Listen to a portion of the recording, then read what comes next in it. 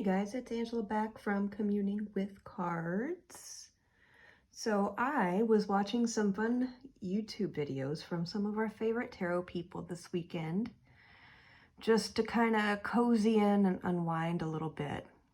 One of my favorite channels in the world to watch is Candy, Soul, and Soil. Candy is magnificent.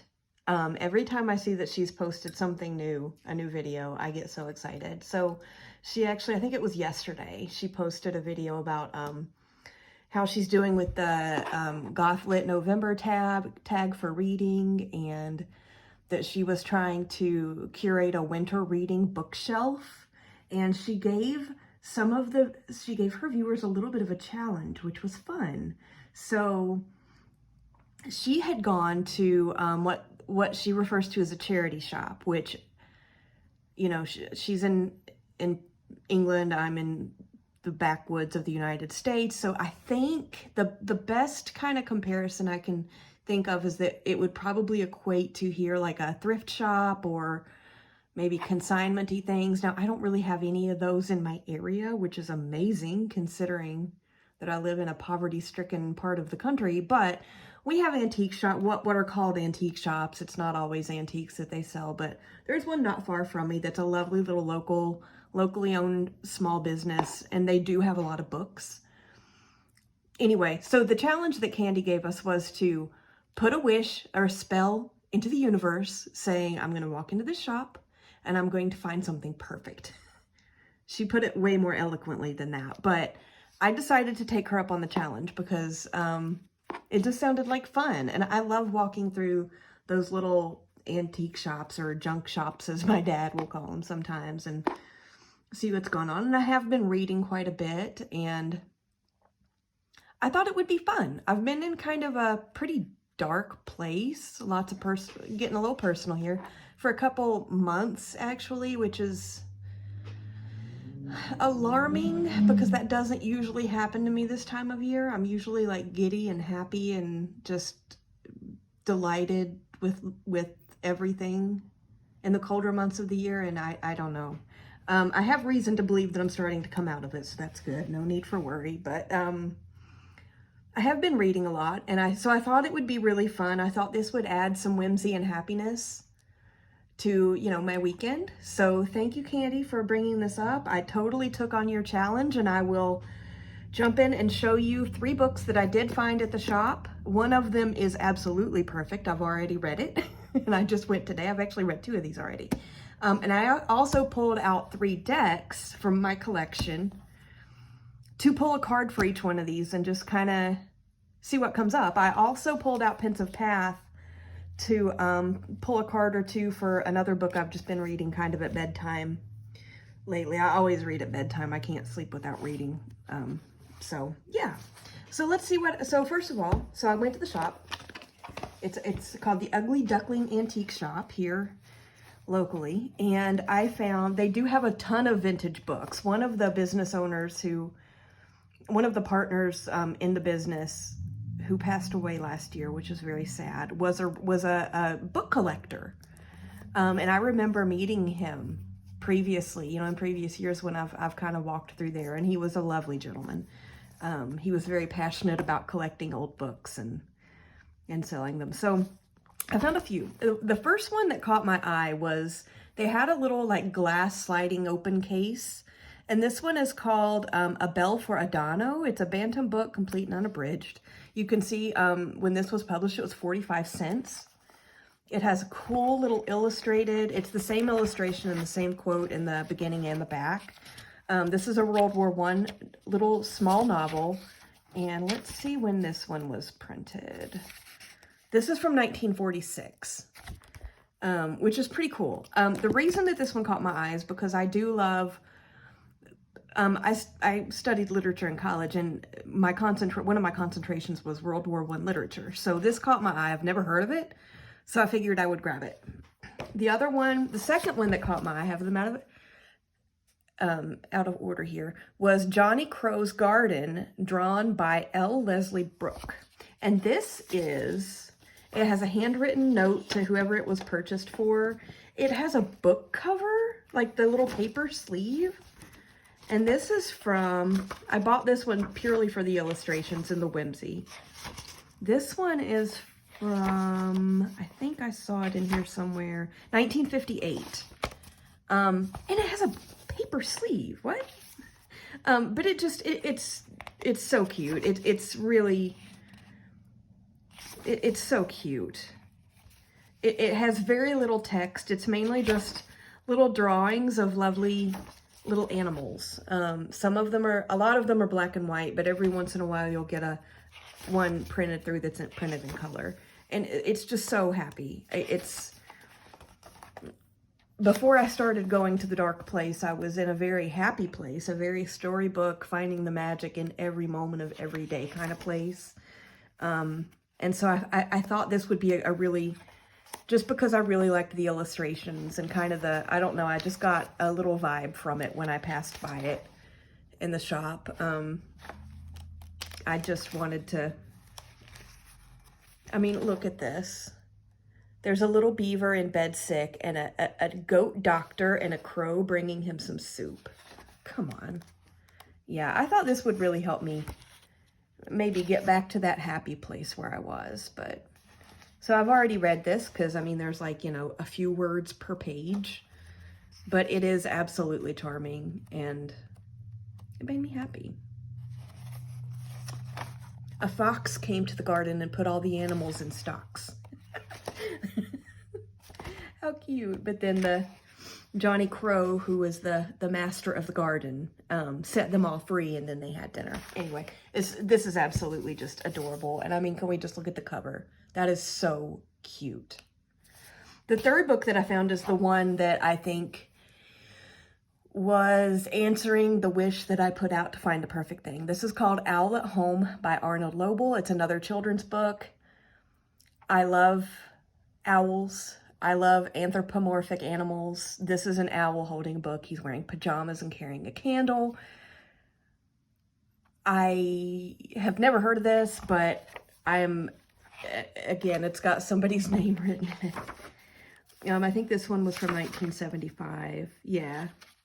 So these are the little stories. We have The Guest, Strange Bumps, Tearwater Tea. I can see some future things coming up with that. I have read this whole thing, by the way. Upstairs and Downstairs and Owl on the Moon. So the first story is about the owl, and he's sitting by his fire eating pea soup, warm pea soup, and he hears a rumbling at his front door. So he opens it and realizes that it's the winter outside. So he invites the winter inside to get warm, and chaos ensues. This is absolutely charming. Again, it's a children's book. There's not much text. I've already read all of this, and I am utterly enchanted with it. This brought so much joy and whimsy and magic into my day today. This was the answer to the challenge that Candy gave. Absolutely. So I have some decks out. I'm going to go ahead and pull a card for each one of these just to see what happens. I haven't done anything with these yet. I just pulled out some decks that I thought might be appropriate. So for Owl at Home, which I am mad, I'm enamored. I love it. I pulled out my Meraki Tarot. And I don't know why. I've actually had this one out quite a bit. I have plans for this one, for this deck, actually. This is newer to my collection. I just got it a few months ago. And there's something about it. I can't pinpoint what yet. I haven't done a ton of work with it yet, but I'm planning on it. It's going to be coming out, I think, very soon, and staying out for a while. So I'm going to pull a card for Owl at Home from this deck. I don't know why I want this deck for this book, but I felt this deck when I was in the shop looking at this book. So we're going to go for it. So I've done some some riffles. Let's do some overhands. I'm just going to look for like one card. I'm going to get one card just to see what happens here. Okay, so here oh, no, that was two. This is a rose petal finish deck, so the way that I shuffle and pull cards, it makes it difficult because they tend to stick together a little bit, but got it. Okay. The Two of Wands. Okay. Okay. Let's take a look at this card. It's a stork, which is funny because there's a stork in Johnny Crow's Garden book over here. He's standing on this little crystal ball on this little pile of stones at the shore.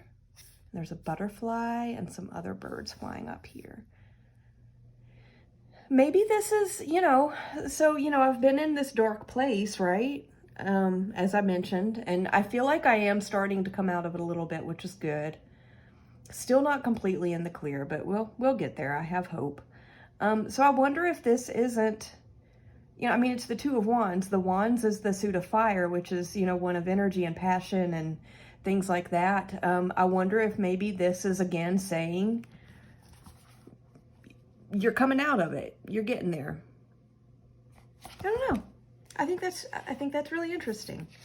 So that's Owl at Home. I'm so delighted. Candy, thank you for giving me a reason to walk into that shop, because otherwise I wouldn't have, and I would not have this delightful little moment that I'm having with this book. Okay, next up we've got Johnny Crow's Garden, which is the one with the lovely animal illustrations. We've got the lion in the bow tie, some monkeys, some storks or herons, I'm not sure. A crow wearing a bow tie. Love this. The illustrations in this make me happy. So for this one, the deck I pulled is the Northern Animal Tarot, and I actually got the misprint, the Oops version, because it was quite a bit discounted, but I thought of this deck when I saw the cover of this book. So, and this is one of the decks that I was really leaning heavily on when I was in my whimsy, happy, enchanted place, energetic space. So, the fact that I thought of it when I saw this cover, I was like, yeah, this could be cool. So we're gonna pull a Northern Animal because that is the deck that came to mind when I saw this book. And the decks by this creator, Wilder Heart Studios, these shuffle like a dream. I don't know what kind of magical things are in their card stock, but I am here for it. I have their Magical Creatures one too, and I love it. I hope they put out more because they're perfect. Okay. Oh, the High Priestess. Interesting. Interesting. Interesting. Not what I would have expected. Not what I would have expected. Okay. I'll be very interested to see where this goes. I'm gonna have to spend some more time looking through this. I might find some weird little mysteries, or maybe I'll find a moment in this book, or maybe one drawing that's like gives me some kind of an intuitive hit that tells me what steps I can do to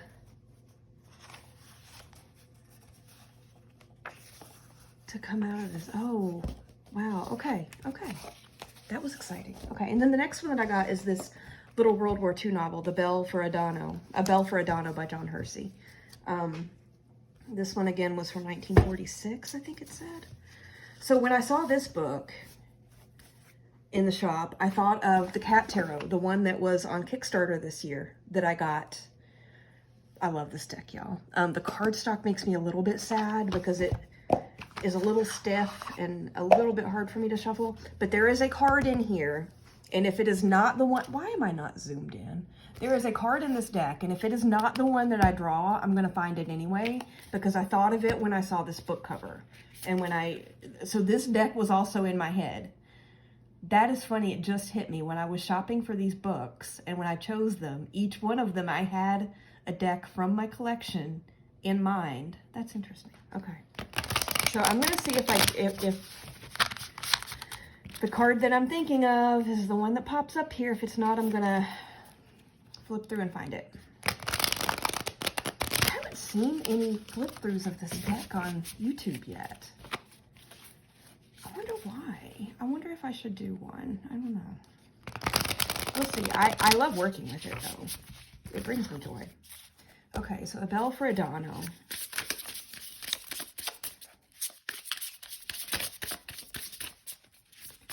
get a card. Let's get a card. Okay. Oh, it's not the one I wanted. Ace of Cups. That's okay, because I love this. I love this card. It's really pretty. All the lotus flowers. So and a cup of tea. And this cat is just like having a moment. And it looks like there's little stars. These could either be stars falling down, you know, for hope and peace and all those lovely things, or it could be raindrops kind of reflecting moonlight. Wouldn't that be kind of magical? Ace of Cups, potential. There's some potential for emotional, intuitive, and spiritual goodness here. I like that. Okay, anyway, that was not the card that was in my mind, so now we're just going to flip the cat deck. Judgment. I'm going to go quick. I'm not going to do an official flip through here because that's really not what I'm on here for. But I want to find, I will know it the second I see it, y'all. My cards are flipped. I'm sorry. We know how I am. I shuffle weird. Where is my card? I will know. I think it's the page. No, I think it's the page of swords. I'm almost positive. Yep, here he is. There's my boy, the Page of Swords. I love him. I love him. I love him. But the deck wants me to think Ace of Cups, so I can do that. And you know what's funny? I was reading the little blurb about the book, which is actually on the inside cover. It's not on the back. And it just hit me that it gave me the Ace of Cups, the beginning of that suit, because for the little Italian town of Adano, the war had ended. An American major came. He gave it back its heart. He gave it back its heart, the Ace of Cups. John Hersey writes of him, as to Giappolo, Giappolo is the name of the soldier. I think. I haven't read this yet. We have need of him. He is our future in the world. No charter, no 4 freedoms or 14 points. None of these things can guarantee anything. Only our men can guarantee. Only the behavior of men under pressure. Only our Giappolos. How did he word that? For the little Italian town of Adano, the war had ended. An American major came. He gave it back its heart. He gave it back its heart. So maybe this is going to be about really bringing in values and kindness and goodness to a ravaged place, right? Maybe that's the key here. Oh, okay. Lovely, lovely, lovely. Okay, so I do have one more deck out. I don't have the book handy because I'm reading it on my Kindle, but I have been at bedtime reading Far from the Madding Crowd by Thomas Hardy. If you're familiar at all with Thomas Hardy, he is a classic author. His work tends to be very bleak. It's not happy. That's a general rule. I found this little chart online many years ago, and it was in reference to Thomas Hardy, and it had like a list or a flow chart of all of his novels, and the title of the chart was Bleakness is My Weakness. So I love Thomas Hardy, though. Is it probably what I need to be reading right now? Probably not. But I don't know. Sometimes when you're in a place that isn't very bright, you just kind of find yourself wanting to wallow in it a little bit,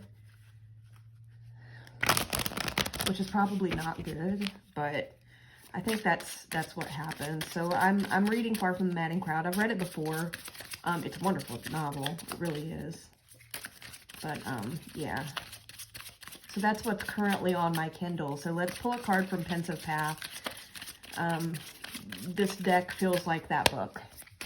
So we're just going to get one card and see. The Tower. Oh my God. Yeah.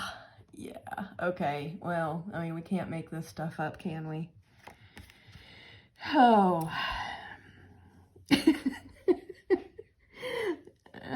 Okay, I'm gonna keep that in my back pocket, as Danny Mystic would say, as I continue reading Far from the Madding Crowd. Sorry for the light. These cards aren't incredibly glossy, but they're not matte. This deck, by the way, The Pensive Path by Reese Marin. Oh my goodness, that glare. I love this deck. It is so good. It also has a soldier card. It is the 9 of Wands. Let's see. I'm going to have to find it now, or I'm going to lose my mind. And it was the 9 of Wands that actually is the one I bought, that tipped me over the edge with purchasing this deck, let's say. Let me let you look at the Tower while I find the 9 of Wands. Oh, and there's another card that I love from it, but love this deck.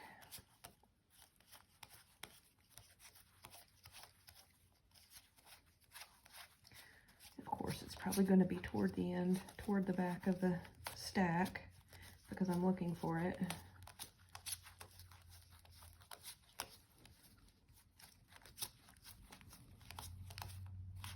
Come on, guys. Where's my card? Now I'm not finding it at all. This is alarming. That's the extra card.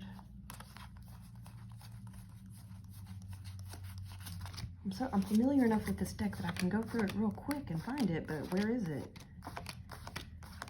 Come on.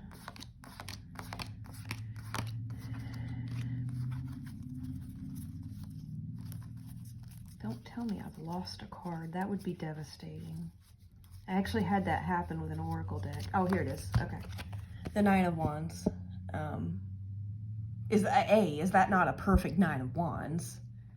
But yeah, I already loved this deck, and it was on my radar and it was on my wish list. But as I was looking at walkthroughs, I saw this card and I was like, yep, it's coming. I love it. So, but for Far from the Madding Crowd, we got the Tower. Oh, okay. All right. Well, I'm gonna keep that in my back pocket as I continue. As I finish reading it, I'm a little more than halfway through, and then I don't know what I'm gonna read next, what my next bedtime read will be, but I like to read Wuthering Heights at this time of year, but I think I might skip out on that this year just because of the place that I'm in. I don't know that that's the best. What else did I want to talk about? I feel like there was something else. Oh, I do have one more little antique-y. I wanted to talk about a couple other things that are kind of bringing me a little bit of happiness and a little bit of comfort. Comfort is a better word, not happiness right now. There's a tea blend. It's by Artemis Teas, and the actual blend is called Hex. It's black walnut and blackberry, inspired by the cottage witch and the art of herbal foraging. This subtly crafted blend spellbinds with a handmade Assam black tea, black walnut, and wild violets. Notes of malt, blackberry, baked walnut, elderberry, and honey. This tea is delicious. I absolutely love it. I think it's interesting though that it says that it spellbinds. That's a little bit alarming. I think of it as a very protective blend because, I'm just taking a sip of it, sorry. So walnut, I have a thing for walnut trees. If you've ever seen my channel before, you know this. Walnut trees are very protective of those that they bond with and that they like. If a black walnut tree does not like you, don't ask it to help you with things. Black walnut trees are like the grumpy old men of the forest world, of the tree world. They're very much get off my lawn kind of trees. I have black walnut trees on my property. I am very bonded with them, and I do ask them to subtly give that message to anyone who thinks they should come onto my property. I am very bonded with walnut trees, which is one reason I wanted to try this blend. Blackberry, if you think about blackberry with all the thorns that grow on the vine with it, and the fact that they do like to, sorry, having another sip because this is absolutely delicious. They tend to grow like in the hedges, you know, in the unloved land, in the undeveloped land. They're very much, they feel like reclusive plants to me, and they are thorny. This feels very It feels a very protective tea blend to me, and I love it. And then wild violet. Who in the world would think to put wild violet with walnut? But it's so good. You know, wild violets, they come up like early in the spring. They're one of the few things that I look forward to in spring. I think around here they start popping up in April, I want to say. And I love to gather them to make tea and violet syrup, which I like to add to carbonated water to make violet soda. They remind me of magic. That's kind of generic thing to say, right? But wild violets remind me of magic, almost like fairy magic, fae magic. And so I wonder if this blend, when I think about it, I think of it as it even tastes protective. I don't know how to explain that, but it does. Maybe it's protecting your magic, the delicate nature of your magic, or maybe it's protecting you from other magic. I don't know. It's very good. The company, again, is called Artemis Tea and Botanicals. You can find them if you do a Google search. It's not inexpensive, but like this package, which I picked up at a metaphysical shop when I was on a work trip. They're based out of Omaha, Nebraska. Yeah, you can find them. This package, I don't see I think the price sticker is covering up the size, but like, this will last me several months. I have gone to their website and gotten one more package to get me through the season though, because I love it. Another sip of tea. One more thing. This little thing that I'm about to pull into the frame, I'm going to zoom back out here because we're not looking at cards, is a little candle holder that my daddy got me several years ago because he knows that I love cats. And my dad loves to go through thrift shops and antique shops and junk shops and things like that. I have a little piece of petrified wood tumble on here too. But he picked this up for me many, many years ago because he knows that I like cats. And what's fun about this is you put a little candle in the middle. I've got a little votive in there right now. It's got 4 cats holding hands. I mean, is anybody else getting coven vibes out of this? I'm absolutely certain my dad did not think that when he picked this up for me as a gift. But I find this thing oh so charming, and it had been kind of stuck on a shelf upstairs and I forgot that I had it, and I ran across it the other day and brought it down and lit the little candle in it, and it is just bringing me so much joy. This is my little cat coven. I love them. I think they all have green eyes. They are absolutely charming, and what's really sweet is when Daddy got me this, I had 4 cats inside the house that I've had since they were born. Still have 3 of them. I lost one of them a few years ago, which was devastating. But at the time, I still had all 4, and I think that's what he was thinking of. They didn't look like this, but I think that's what he was thinking. She likes cats. She has 4. This is 4 cats and a candle holder. And, you know, little did he know, it's a coven. So that's been bringing me joy. And then I think that's all I actually have to talk about. But I did want to mention, since I am talking about, this is kind of an unrequested VR kind of to Candy Soul and Soil. She is planning on doing another tag starting, I think, either next month or maybe January. I didn't write down the timeline, but she's going to be doing a tag or a series on reading retellings of fairy tales.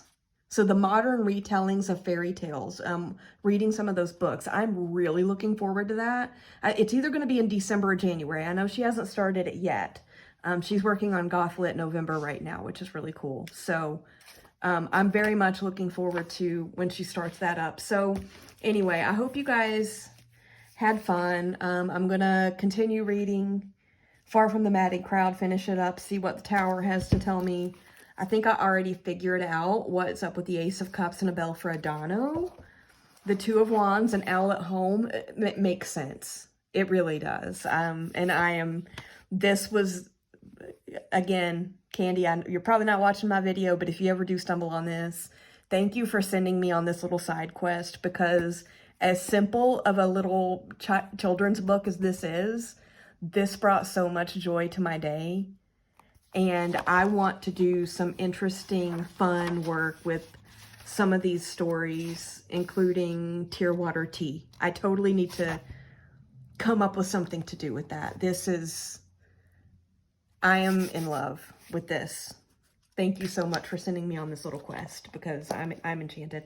And I want to see what the High Priestess is going to come through with on Johnny Crow's Garden. I'm very, very excited about this.